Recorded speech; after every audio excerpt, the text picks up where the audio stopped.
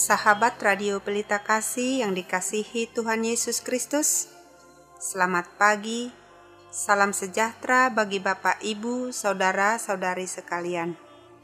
Selamat berjumpa kembali dengan pelayanan Renungan Harian Salom. Bagi Bapak, Ibu, Saudara-saudari yang berada di rumah, maupun yang dalam perjalanan menuju tempat bekerja, Tuhan Yesus memberkati kita sekalian.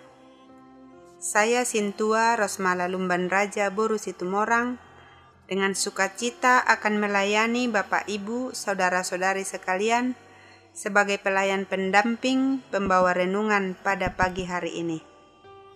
Renungan pada pagi hari ini dibawakan oleh Inang Bibelfrau Juliani Boru Tarihoran dari HKBP Kernolong, Resort, Jakarta.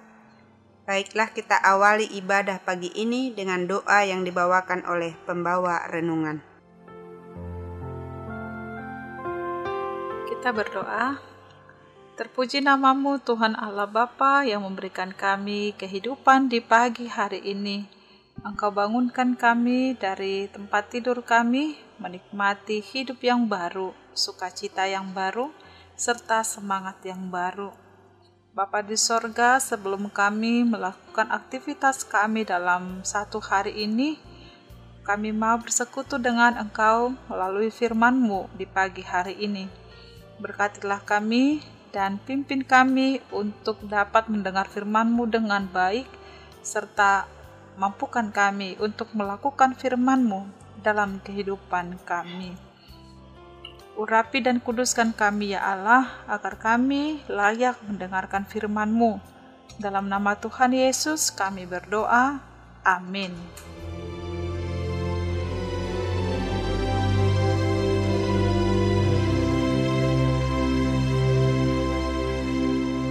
Bapak, Ibu, Saudara-saudara yang terkasih, renungan buat kita pada pagi hari ini diambil dari 2 Korintus pasal 7, dimulai dari ayat 2 hingga ayat 16, 2 Korintus pasal 7, dimulai dari ayat 2 hingga ayat 16, beginilah firman Tuhan. Sukacita sesudah duka cita. Berilah tempat bagi kami di dalam hati kamu. Kami tidak pernah berbuat salah terhadap seorang pun, tidak seorang pun yang kami rugikan, dan tidak dari seorang pun kami cari untung. Aku berkata demikian, bukan untuk menjatuhkan hukuman atas kamu. Sebab tadi telah aku katakan, bahwa kamu telah beroleh tempat di dalam hati kami, sehingga kita sehidup semati. Aku sangat berterus terang terhadap kamu, tetapi aku juga sangat memegahkan kamu. Dalam segala penderitaan kami, aku sangat terhibur dan sukacitaku melimpah-limpah. Bahkan ketika kami tiba di Makedonia, kami tidak beroleh ketenangan bagi tubuh kami. Di mana-mana kami mengalami kesusahan, dari luar pertengkaran dan dari dalam ketakutan. Tetapi Allah yang menghiburkan orang yang rendah hati telah menghiburkan kami dengan kedatangan Titus. Bukan hanya oleh kedatangannya saja, tetapi juga oleh penghiburan yang dinikmatinya di tengah-tengah kamu. Karena ia telah memberitahukan kepada kami tentang kerinduanmu, keluhanmu, kesungguhanmu untuk membela aku, sehingga makin bertambahlah sukacitaku. Jadi, meskipun aku telah menyedihkan hatimu dengan suratku itu, namun aku tidak menyesalkannya. Memang pernah aku menyesalkannya, karena aku lihat bahwa surat itu menyedihkan hatimu, kendati pun untuk seketika saja lamanya. namun sekarang aku bersuka cita, bukan karena kamu telah berduka cita, melainkan karena duka citamu membuat kamu bertobat. Sebab duka citamu itu adalah menurut kehendak Allah, sehingga kamu sedikit pun tidak dirugikan oleh karena kami. Sebab duka cita menurut kehendak Allah menghasilkan pertobatan yang membawa keselamatan dan yang tidak akan disesalkan. Tetapi duka cita yang dari dunia ini menghasilkan kematian. Sebab perhatikanlah betapa justru duka cita yang menurut kehendak Allah itu mengerjakan pada kamu kesungguhan yang besar, bahkan pembelaan diri, kejengkelan, ketakutan, kerinduan, kegiatan, penghukuman. Di dalam semuanya itu, kamu telah membuktikan bahwa kamu tidak bersalah di dalam perkara itu. Sebab itu, jika aku telah menulis surat kepada kamu, maka bukanlah oleh karena orang yang berbuat salah, atau oleh karena orang yang menderita perbuatan salah, melainkan supaya kerelaanmu terhadap kami menjadi nyata bagi kamu di hadapan Allah. Sebab itulah kami menjadi terhibur. Dan selain penghiburan yang kami peroleh itu, kami lebih lagi bersukacita oleh karena sukacita Titus, sebab kamu semua menyegarkan hatinya. Aku memegahkan kamu kepadanya, dan kamu tidak mengecewakan aku. Kami senantiasa mengatakan apa yang benar kepada kamu, demikian juga kemegahan kami di hadapan Titus sudah ternyata benar.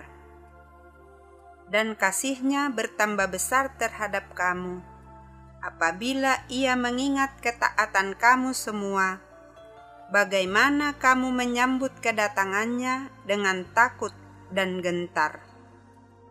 Aku bersukacita, sebab aku dapat menaruh kepercayaan kepada kamu dalam segala hal. Hingga demikian pembacaan firman Tuhan, dan yang menjadi ayat pembimbing bagi kita pada hari ini, yaitu ayat 4b. Dalam segala penderitaan kami, aku sangat terhibur, dan sukacitaku melimpah-limpah.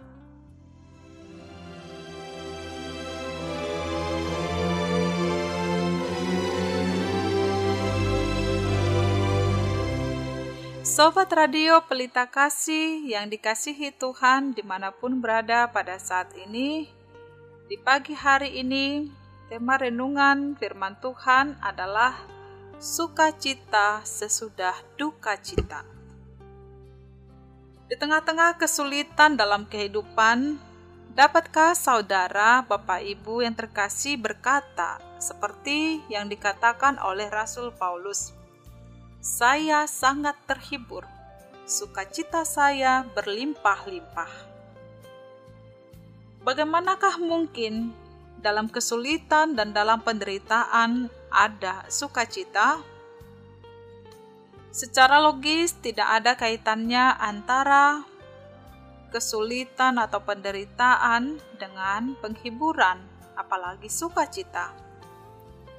Hal, situasi, dan perasaan seperti ini sangatlah jauh berbeda antara penderitaan dengan penghiburan, antara kesedihan dengan kebahagiaan, antara duka cita dengan sukacita, jelas sangat berbeda.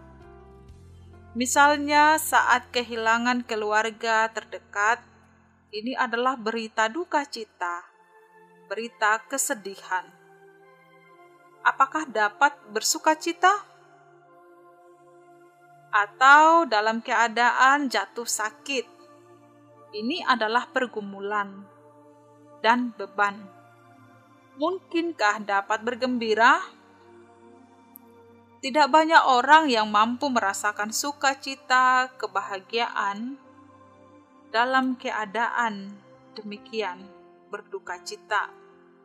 Sebab situasi seperti itu identik dengan rasa sakit dan pengorbanan perasaan.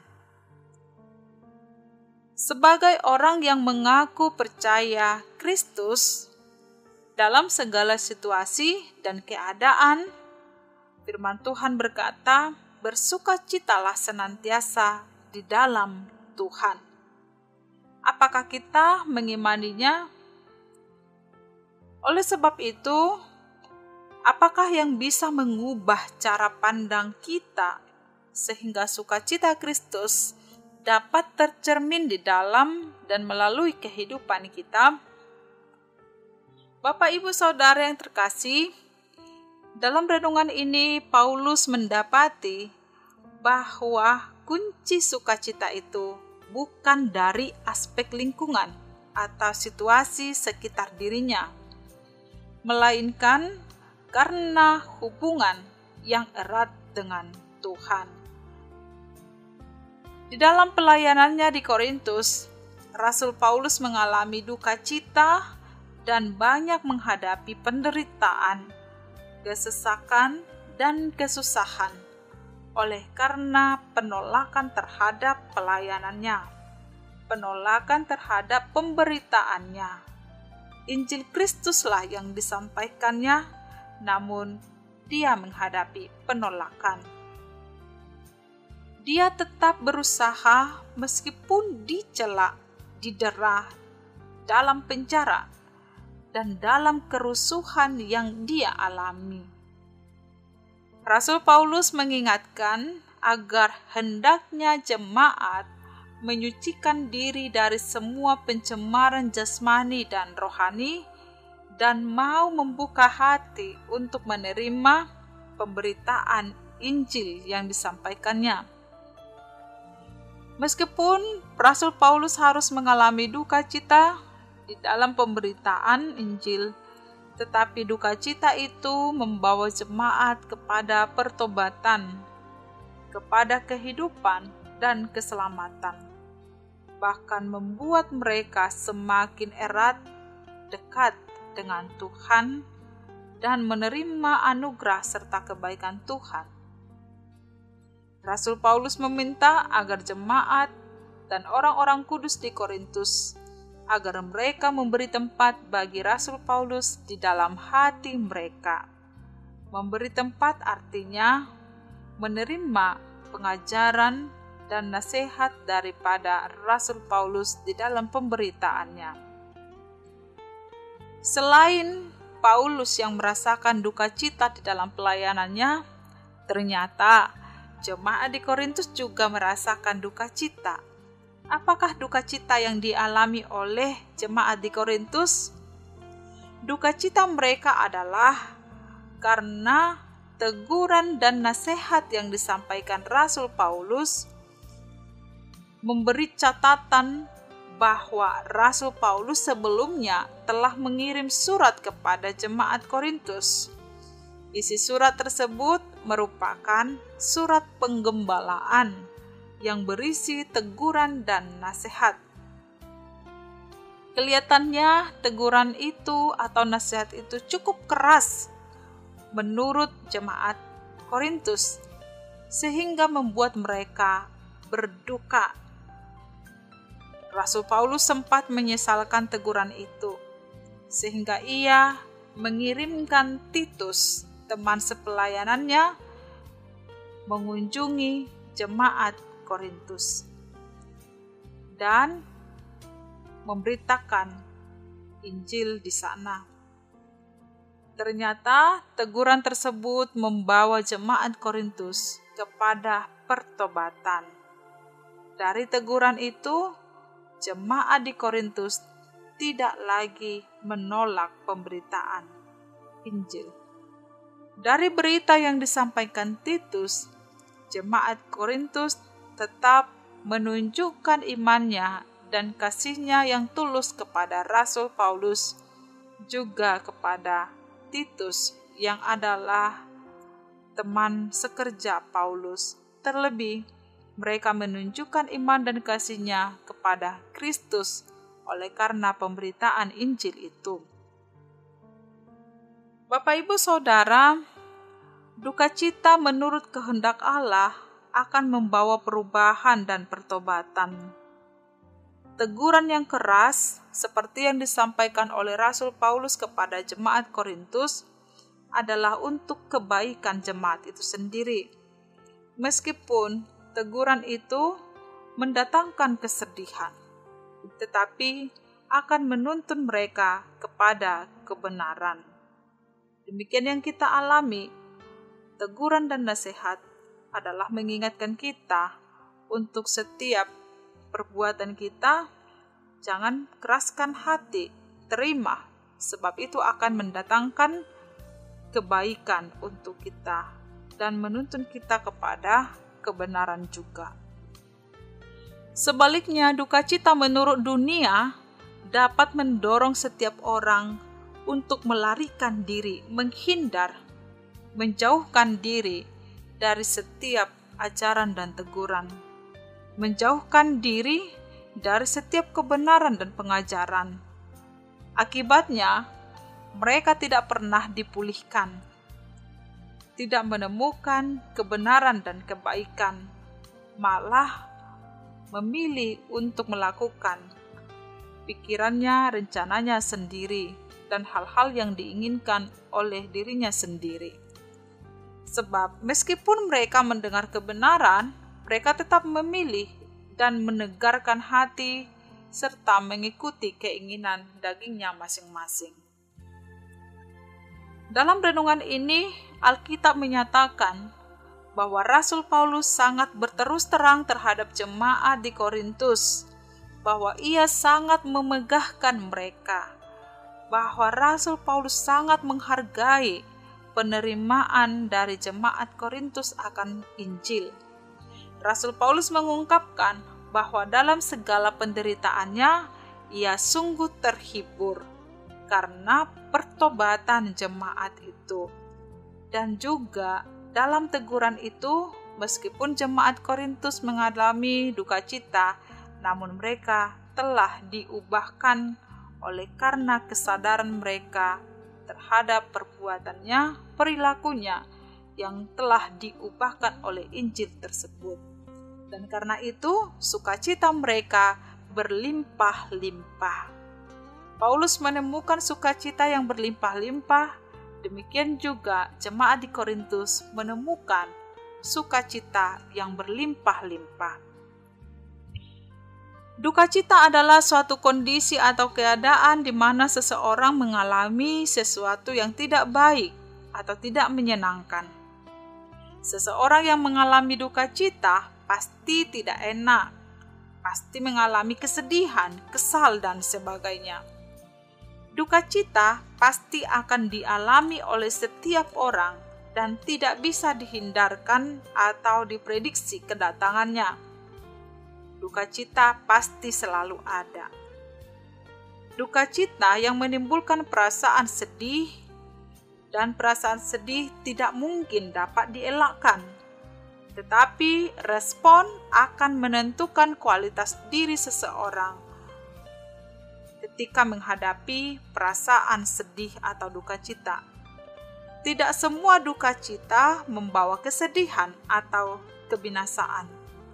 Ada duka cita yang membawa kita kepada pertobatan, kehidupan, dan keselamatan.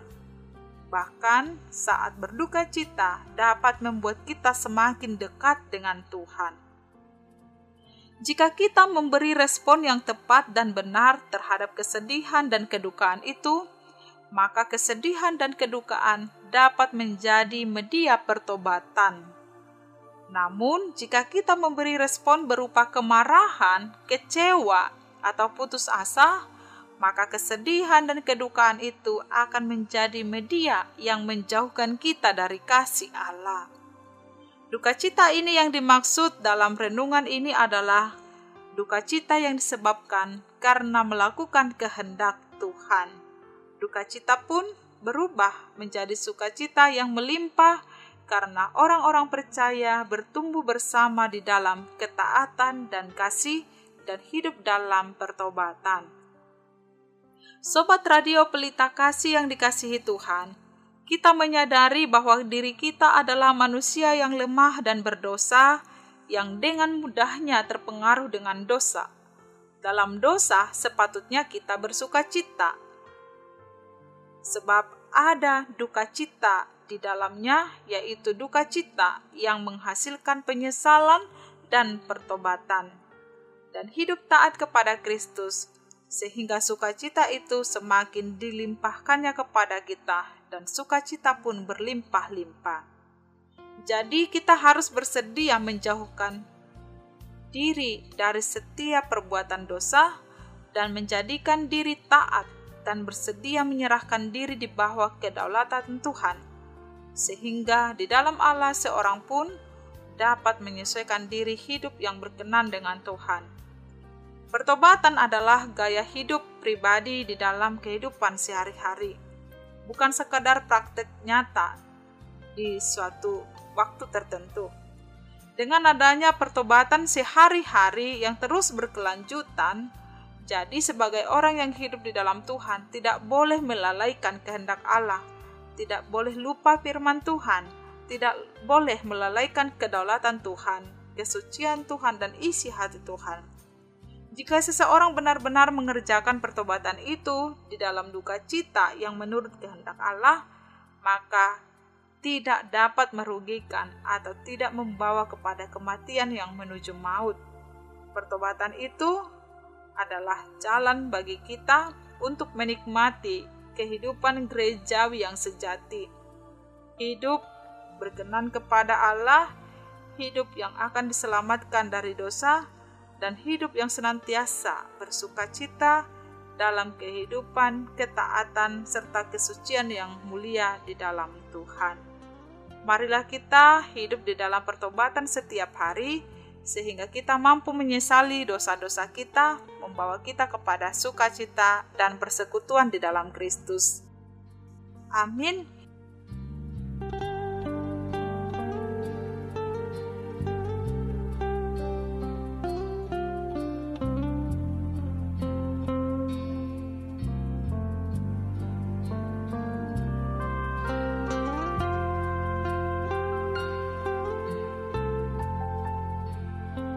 Mari kita berdoa. Ya Allah, ajarlah kami untuk mengerti bahwa duka cita yang kami alami pada saat ini adalah karena melakukan kehendak Tuhan, bukan karena keadaan atau kondisi atau perasaan kami dalam menghadapi apa yang terjadi dalam hidup ini, melainkan karena kami menyadari bahwa setiap dosa dan pelanggaran kami Tuhan sadarkan kami, sehingga kami berduka cita, bersedih hati. Oleh sebab itu Tuhan, tuntunlah kami untuk menikmati sukacita melalui kesadaran itu dan melakukan pertobatan hari demi hari, sehingga kami layak di hadapan Tuhan. Dan ketika kami boleh menyesali perbuatan kami, sukacita itu hadir senantiasa sepanjang hidup kami. Allah Bapa di sorga, di pagi hari ini, berkatilah kami, pikiran kami, tangan kami, kaki kami, semuanya apa yang kami lakukan. Biarlah Engkau Tuhan yang mendahului, agar berkenan kepada Tuhan, jauhkan dari perbuatan yang membawa kami kepada dosa, sehingga perbuatan kami senantiasa Tuhan kehendaki. Kami juga mendoakan ya Allah, Radio Pelita Kasih yang Tuhan pakai sebagai media saluran berkat memberitakan Injil bagi setiap orang dimanapun berada, sehingga setiap orang juga dapat merasakan menikmati berkat Tuhan melalui firman yang terus memenuhi hidup mereka. Firman-Mu lah Tuhan kekuatan kami, Firman-Mu inspirasi kami, Firman-Mu memberi semangat bagi kami untuk menjalani hidup ini. Biarlah Tuhan, kehidupan kami senantiasa di dalam penyertaan-Mu, pimpin kami selalu. Dalam nama Tuhan Yesus kami berdoa. Amin.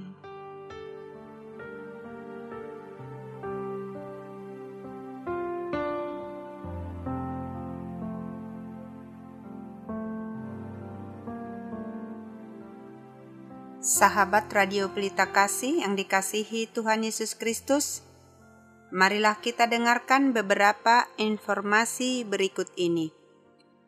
Bila Anda ingin merespon renungan pada pagi hari ini, dapat menghubungi Bibelfrau Juliani Boru Tarihoran di nomor telepon 0813 7583 4274. Jika sahabat RPK ingin mendengar ulang renungan ini, dapat mendengarkan melalui YouTube HKBP Kernolong, dan di kanal yang sama tersedia renungan malam Shalom mulai pukul 8 malam. Renungan harian Shalom ditulis oleh para hamba Tuhan dari berbagai gereja, saat ini didistribusikan secara online. Ruangan serbaguna. HKBP Kernolong memiliki ruangan serbaguna berkapasitas 350 kursi dan bisa dibagi menjadi 2 bagian.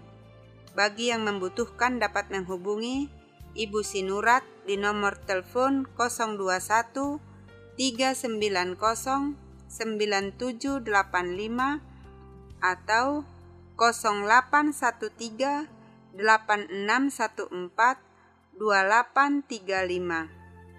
Ibu Sintua Rosmala Lumban Raja Boru Situmorang di nomor telepon 0821 1470 7797. Jam ibadah dan gembala.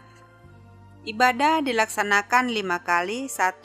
Ibadah sekolah minggu pukul 7, ibadah remaja pukul 7, ibadah umum pukul 7 berbahasa Indonesia, ibadah umum pukul 9.30 berbahasa Batak, ibadah umum pukul 18 berbahasa Indonesia. Digembalakan oleh Pendeta Lamsar Edi Manulang STH, Pendeta Teti Dorinda Boru Sitompul STH, Bibelfrau Juliani Boru Tarihoran bersama 26 orang Sintua. Bagi Anda yang ingin didoakan dapat menghubungi Sintua Hotmatiur Tampu Bolon Boru Manurung di nomor telepon 0878 7547 8383. Segenap pengurus renungan harian Shalom menyampaikan salam kasih kepada seluruh pendengar setia dan pendukung acara ini, kepada jemaat Tuhan interdenominasi dan seluruh jemaat HKBP dimanapun berada. Kiranya Tuhan Yesus Kristus senantiasa memberkati kita semua. Horas.